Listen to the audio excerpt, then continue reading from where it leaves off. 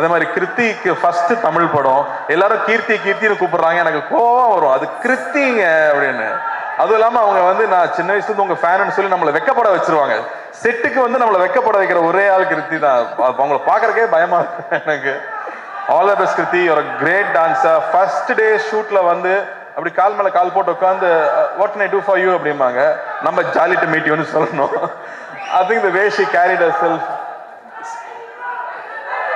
வரும் the way she researched for the character, the way she came and did it, அவ்வளோ அழகா பண்ணியிருந்தாங்க. You have a bright future, keep working hard.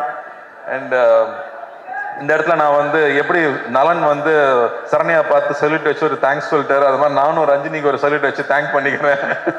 ஏன்னா அவங்க support இருந்தால் தான் நம்ம இங்கே வந்து வேலை செய்ய முடியும். அதே மாதிரி ஞானவேலுக்கு இந்த படம் பெரிய வெற்றி அடையணும், பெரிய லாபம் தரக்கூடிய படமா வரணும்னு நான் ஆண்டவனை வேண்டிக்கிறேன். Thank you. Ravi, thanks for coming. Thank you.